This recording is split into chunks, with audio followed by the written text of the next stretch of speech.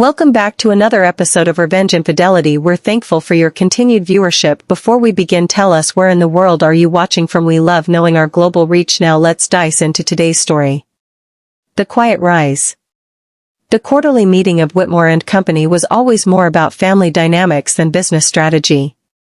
But this time, they had outdone themselves. I stood in the doorway of the grand conference room, watching my brother, Andrew, meticulously arrange nameplates for the high-profile attendees. "Oh, Elena," he said, barely glancing up. "The storage room's down the hall. We need all the space in here for actual clients." I glanced down at my understated black pantsuit, an expertly tailored piece from Armani, not that they'd notice. I thought about the irony of it all. The documents in my briefcase had the power to change everything. Actual clients? I asked, keeping my voice neutral. "You know," my sister Vivian chimed in with a condescending smile, adjusting her ostentatious designer jacket. "People who matter. Not freelance consultants." That's what I was now, at least to them. The family disappointment. The one who had walked away from Whitmore and Company 5 years ago, supposedly to find herself. They had no idea what I'd actually found. In that dusty old storage room, I found a space between forgotten filing cabinets and a broken printer, an oddly fitting metaphor for how they saw me, obsolete, irrelevant, boxed away. I almost smiled. That morning, I'd received confirmation that Alden and Partners, my company, had quietly acquired another 5% of Whitmore and Company's shares. Through carefully structured shell companies, I'd accumulated 47% of the business over the past 3 years. They didn't know it yet, but I held nearly half of the company they guarded so fiercely. "The meeting starts in 20 minutes, Vivian announced with practiced authority. "We've got major clients coming in. I'm handling the Langford contract personally." The Langford contract. I suppressed a smirk. That deal was with Alden and Partners. With me. "How's the independent consulting?" Andrew asked, his voice heavy with mock sympathy. "Still working out of that little downtown office?" That little office was a beta site for one of my tech subsidiaries. My real office took up the top 3 floors of a high-rise, with a view that made Whitmore Tower look like a provincial relic. "I manage," I replied softly, lifting my briefcase. "The storage room, this way?" Vivian waved a manicured hand dismissively. "Try not to make noise during the meeting. We've got real business to handle." I stepped into the storage room and shut the door gently behind me. It was dim, dusty, and cluttered, a perfect reflection of how my family still viewed me. 5 years ago, I had stood exactly where Vivian stood now, the star of the company, poised to lead the next generation. Then I found the truth. Buried in quarterly reports and internal audits were signs of environmental violations, worker exploitation, safety regulations dismissed in favor of higher margins. When I brought my findings to our father, he waved me off with a cold chuckle. "That's business, Elena.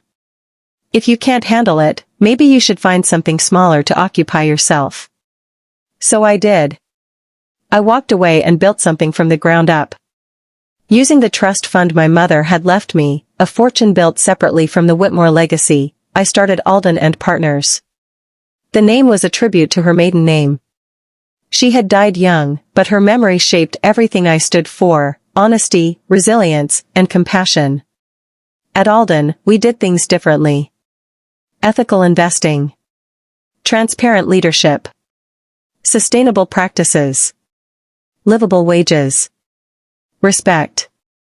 And now, without even knowing it, my family had been doing business with me. This wasn't about revenge. I didn't want to humiliate them. What I wanted was change. As I sat on an old wooden chair, briefcase on my lap, I heard the muffled start of the meeting through the wall. My siblings' voices rose and fell with pride, with certainty. They didn't know yet that the future of Whitmore and Company sat quietly on the other side of that door. Soon, I would walk back in, not to fight, not to take over in anger, but to offer a path forward. A partnership. A second chance. Because sometimes, the strongest statement isn't made with thunder. It's made in silence, in patience, in building something so strong it cannot be ignored. And in that dusty, forgotten room, I smiled, for the first time in a long time. Whitmore and Company had always chased quick profits, cutting costs, dodging regulation, pushing the edge of what was legal or ethical. Alden and Partners had chosen a different path. We invested in long-term stability, in innovation, and most importantly, in people. 5 years later, Alden had grown into one of the largest holding companies in the country. We held stakes in everything from green tech startups to clean manufacturing facilities. Every acquisition, every partnership, every hire, aligned with our core principles: transparency, accountability, sustainability. And now, our latest target was the one I'd once called home. Whitmore and Company was vulnerable, though my family was too proud to admit it. Years of shortcuts had finally caught up with them. The company's value had plummeted. Their stock was tumbling. Clients were leaving. And now, with their backs against the wall, they were calling this meeting, hoping for a miracle. I settled into the dusty old chair in the storage room, the metal leg squeaking slightly under my weight. I pulled out my laptop and logged into our secure boardroom interface. Through the thin drywall, I could hear the room filling up. Vivian's voice rang out, loud and overly polished. "Mr. Langford. So glad you could make it. We're absolutely thrilled about this upcoming partnership." I smiled. Langford wasn't here for them. He was here for Alden. For me. The partnership Vivian thought she was negotiating was a piece of a larger plan, my plan, to take quiet control of Whitmore and Company. My phone buzzed. A message from Claire, my executive assistant. All preparations in place. Legal team standing by. Board members have confirmed alignment. Another buzz. "Mr. Langford asks if you'd like him to keep up the charade through the meeting or reveal your role early." I paused. There was power in patience. In timing. "Let it play out," I replied. "But make sure he doesn't sign anything Vivian puts in front of him." The door creaked open, and I looked up to see my father's newest wife, barely older than Vivian, peek in. "Elena," she said, her smile brittle. "Your father asked if you could keep the door closed. He says they can hear you typing." I nodded. "Of course." She vanished, oblivious to the storm about to break. I wondered how she'd react when she found out that Alden and Partners had quietly acquired the investigative firm that now held a full report on her affair with her tennis coach, and that the prenup she'd signed was now effectively in my hands. Not out of malice. Just leverage. Life had taught me never to play with fire unless you're prepared to control the burn. Through the wall, my father's voice boomed as the meeting officially began. "Ladies and gentlemen," Charles Whitmore declared, "thank you for joining us. As you know, Whitmore and Company is exploring strategic partnership opportunities." Strategic partnership. Such a gentle phrase for what was essentially a call for rescue. They needed over $200 million in capital by the end of the quarter. Coincidentally, that was exactly what Alden and Partners was prepared to offer, with conditions. My laptop pinged. The stock had dropped another 2% since the market opened. Timing really is everything. Vivian launched into her presentation. I could hear the same affected enthusiasm she used when we were kids, trying to convince Dad she hadn't broken the vase. With Mr. Langford's investment, she concluded triumphantly, Whitmore and Company will be positioned to expand into new markets and reclaim its leadership in the sector. There was a pause. Then I heard Mr. Langford's calm, clear voice. "Actually, I'm not here to discuss that proposal. I'm here to meet with the CEO of Alden and Partners." Silence. The kind that lands heavy, like a dropped glass. I don't understand," Vivian stammered. The meeting invitation, Langford confirmed, was arranged through Alden. They now own a significant portion of Whitmore and Company's stock, as well as controlling interest in several of your board's voting shares. I closed my laptop. It was time.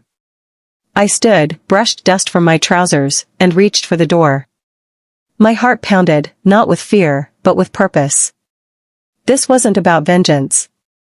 This was about vision. About building something better from the ruins of what was. As I stepped into the light of the conference room, all eyes turned. My father's face went pale.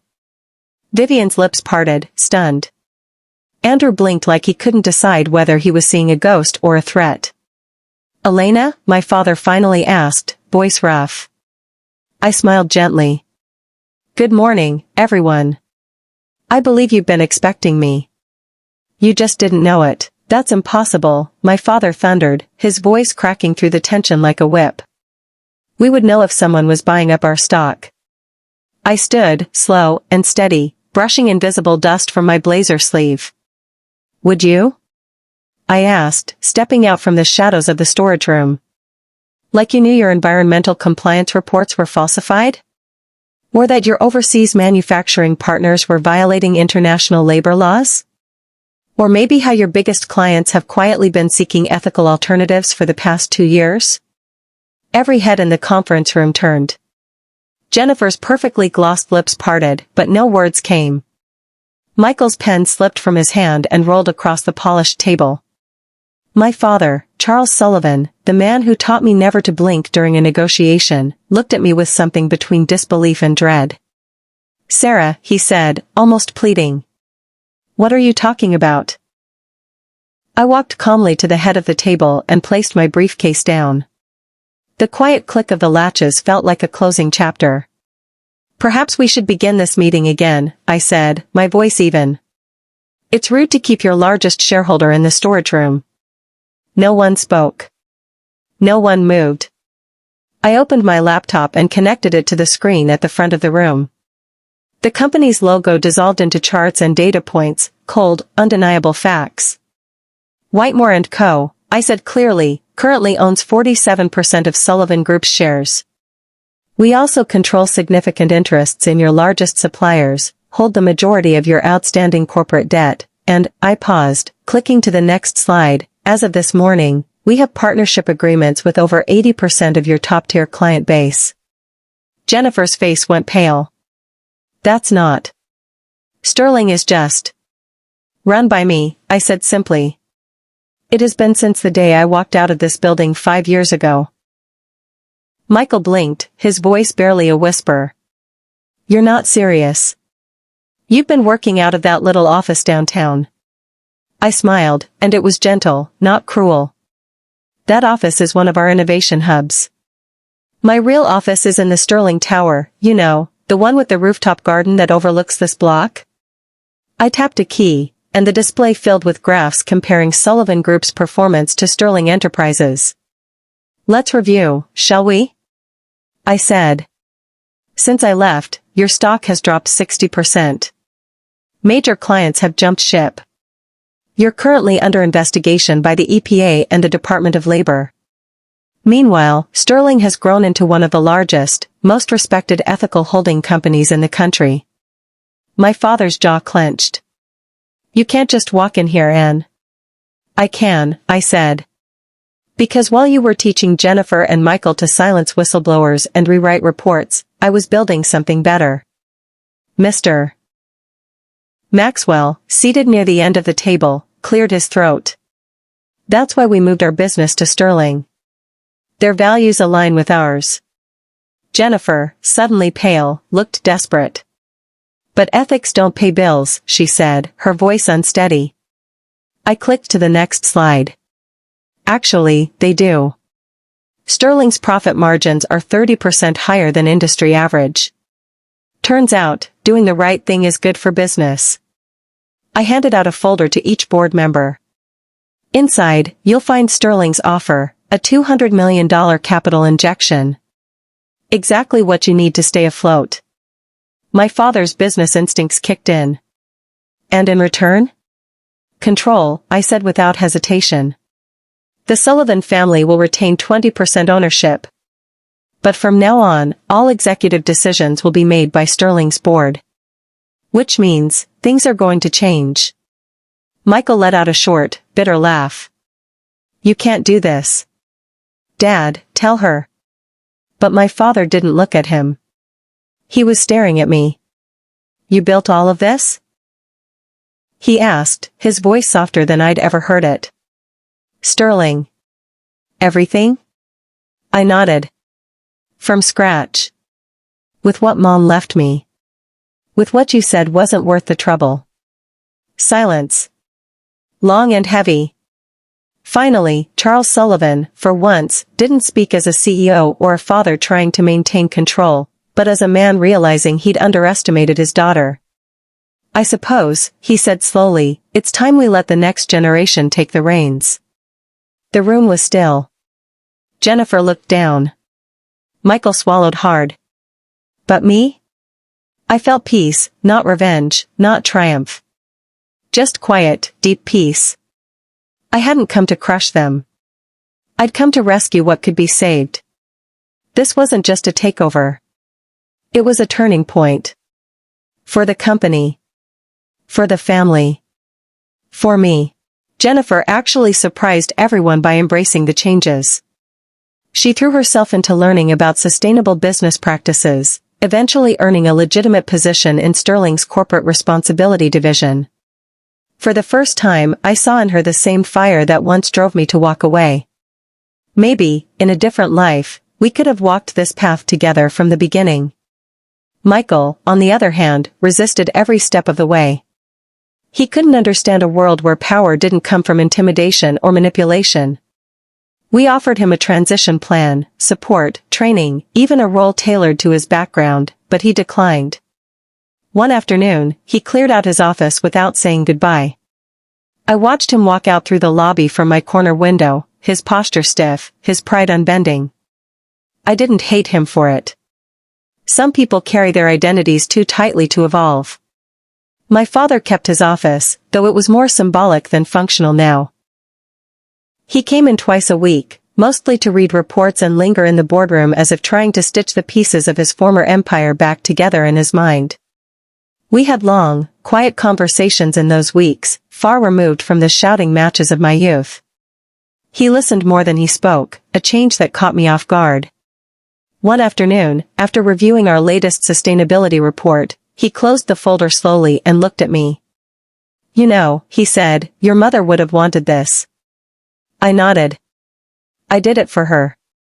And for me. He exhaled, the tension in his shoulders softening. You did what I couldn't. We didn't need to say more. Some understandings live in silence. The transformation of Sullivan Group took time. Policies were rewritten from the ground up. Factories overseas were overhauled. We partnered with watchdog organizations and opened our books to third-party audits. For the first time, transparency wasn't a risk, it was a strength.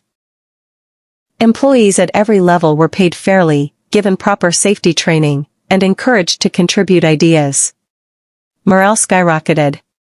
So did productivity. Clients who had walked away returned, not just for business, but for what we now stood for. 1 year after the takeover, we held a new kind of quarterly meeting. It wasn't just board members and executives anymore.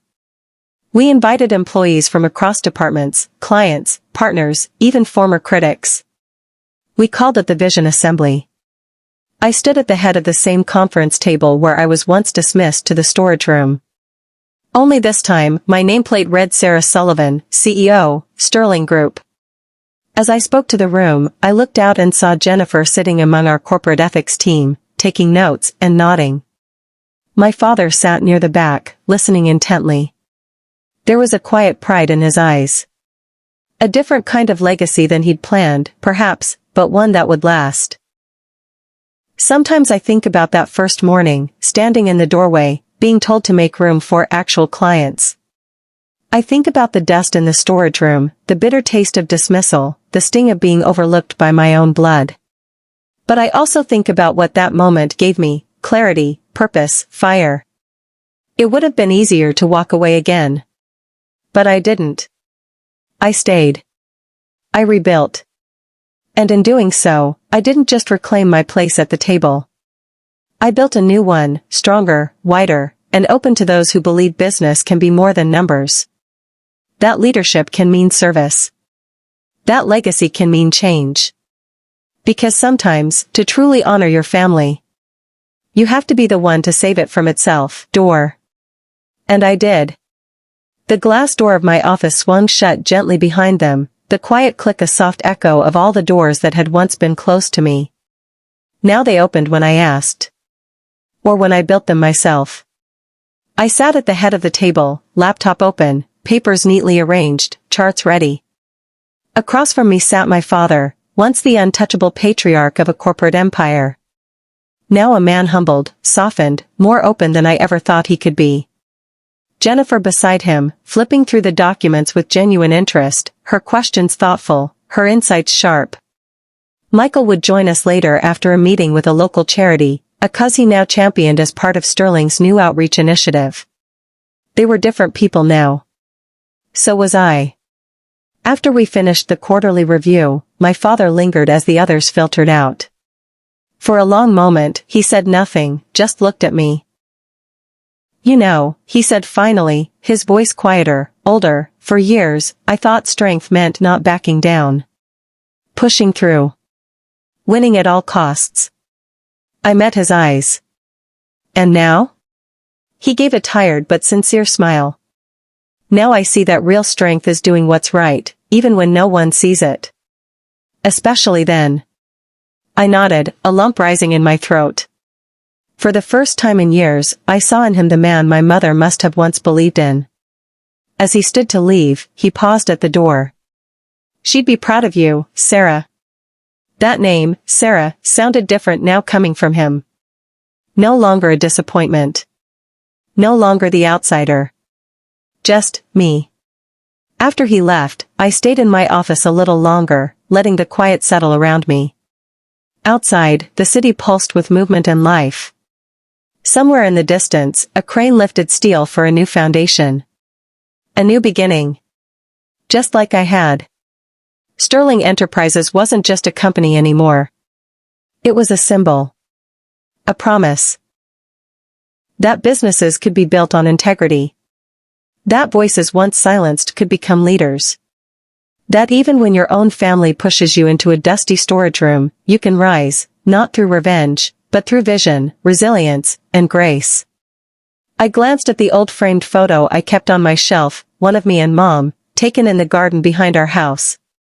She was smiling, one hand on my shoulder, the other holding a clipboard from a sustainability conference she'd spoken at. I remembered how fiercely she believed in doing the right thing, even when no one else did.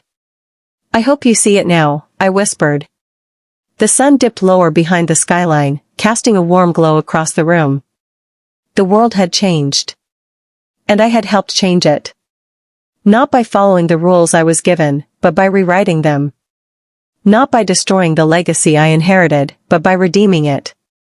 And sometimes, all it takes to transform a broken system is the courage to start in the storage room and the strength to walk back into the conference.